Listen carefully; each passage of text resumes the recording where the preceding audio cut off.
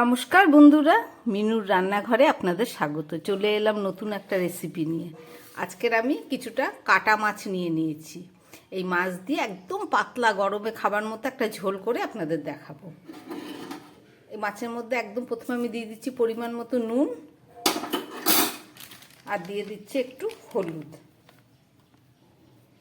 নুন হলুদ দিয়ে মাছটাকে আমি খুব ভালো করে মাখিয়ে রেখে দেবো।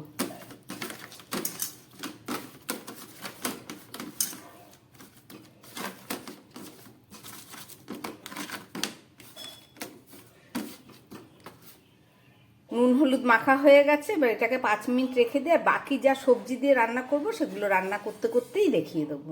চলুন। মাছের ঝোল রান্না করার জন্য একটা কড়াই বসিয়ে দিয়েছি, আর তাতে পরিমাণ মতো আমি তেল দিয়ে দিলাম। কড়াইটা গরম হয়ে গেছে। এই তেলের মধ্যে 5 মিনিট হয়ে গেছে, আমি মাছগুলোকে ভেজে নিচ্ছি।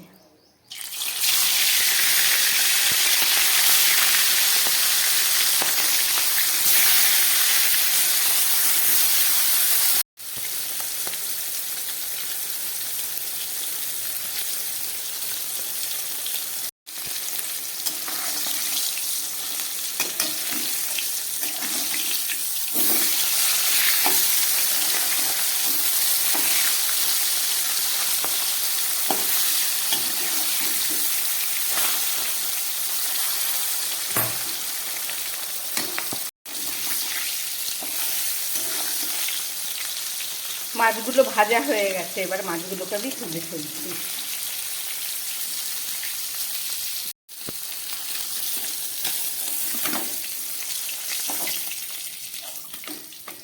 মাছগুলো খুব ভালো করে ভেজে নিলাম। এবার এই গরম তেলের মধ্যে আমি এখানে কয়েক টুকরো ফুলকপি রেখেছি।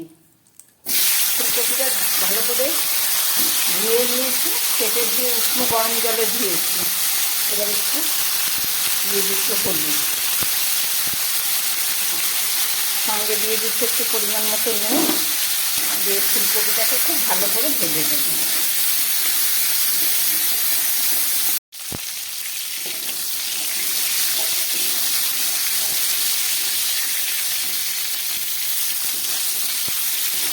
ফুলকপিটাকে নুন হলুদ দিয়ে খুব ভালো করে ভেজে নিলাম। এবার ফুলকপিটাকে আমি তুলে দিচ্ছি।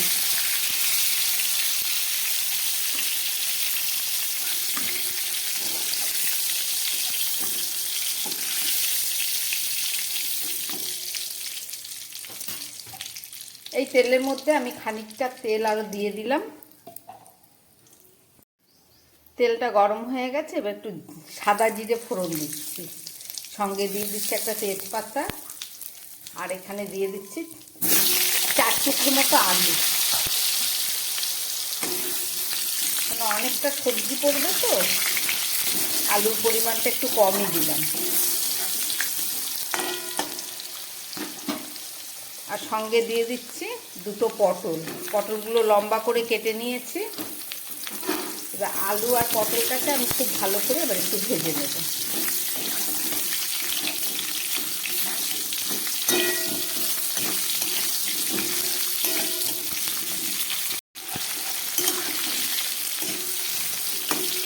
পটল আর আলুটাকে নুন ছাড়া খুব ভালো করে ভেজে নিলাম। এবার দিয়ে দিচ্ছি এতে পরিমাণ মতো নুন, সঙ্গে দিয়ে দিচ্ছি হলুদ। নুন হলুদ দিয়ে আরেকটু ভেজে নিচ্ছি। এবারে দিয়ে দেবো মশলা। এখানে 1 চামচ বাটা মশলা আছে, আদা, এটা শুধু আদা। আদাটাকে দিয়ে দিলাম।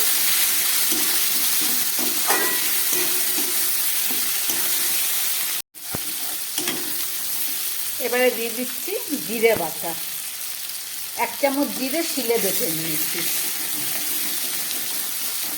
সঙ্গে দিয়ে দিচ্ছি 1/2 চামচ ধনের গুঁড়ো। ধনেটা হালকা ভাজা ভেজে তারপরে মিক্সিতে গুঁড়ো করেছি। একটু মশলার জল দিয়ে দিচ্ছি। খুব ভালো করে বাড়িতে একটু ভেজে নিচ্ছি। এবারে দিয়ে দিচ্ছি 1/2 চামচ মতো গুঁড়ো লঙ্কা। সঙ্গে দিয়ে দিচ্ছি 2টো কাঁচা লঙ্কা। ঝালটা আপনারা আপনাদের পরিমাণ মতো দেবেন।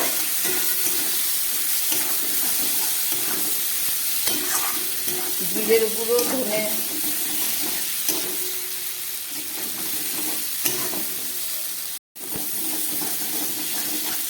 জিরে বাটা, ধনের গুঁড়ো, হলুদ, নুন, আদা সব কিছু দিয়ে খুব ভালো করে আমি সবজিগুলোকে কষিয়ে নিলাম। এইবারে এখানে দিয়ে দিচ্ছি এই ভেজে রাখা ফুলকপিগুলোকে।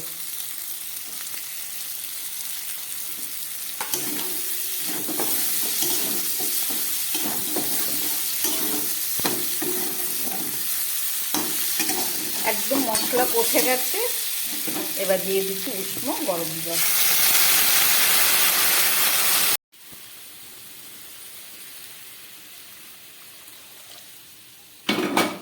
যেহেতু ঝোল হবে তাই একটু জল বেশি করে দিলাম।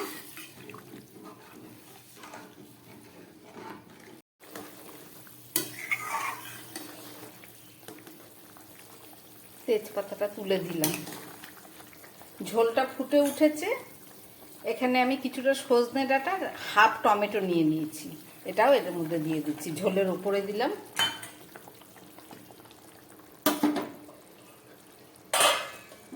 অন্যান্য সবজি প্রায় সিদ্ধ হয়ে এসছে, এবার আমি মাছগুলো এর মধ্যে দিয়ে দিচ্ছি ভেজে রাখা।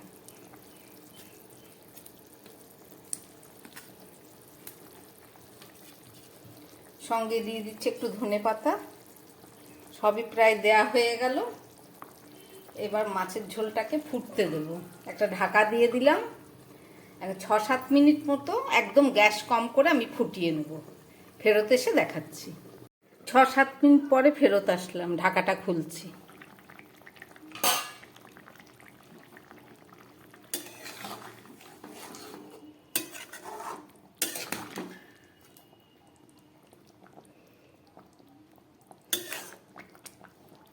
আলু, ফুলকপি, ডাঁটা, পটল সব সিদ্ধ হয়ে গেছে, রান্নাটা আমার একদম রেডি।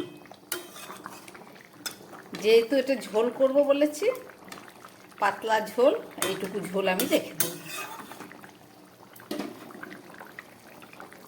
গ্যাসটা অফ করে দিলাম, 2 মিনিট পরে দেখাচ্ছি।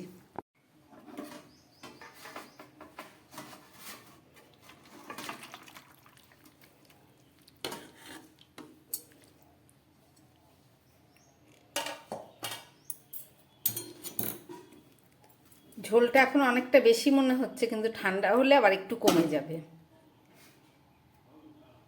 রান্না করলাম গরমে খাবার মতো পাতলা ঝোল মাছ দিয়ে। দেখলেন কিভাবে রান্না করলাম, আশা করি আপনাদের ভালো লেগেছে। এভাবে রান্না করে আপনারাও খাবেন, খুব স্বাদ হয় এই ধরনের রান্না, কম মশলা দিয়ে আর সমস্ত সবজি দিয়ে। যদি ভালো লাগে আমার এই রান্না, তাহলে আমার চ্যানেলটাকে লাইক করবেন, সাবস্ক্রাইব করবেন। নমস্কার, সবাই সুস্থ থাকবেন, ভালো থাকবেন।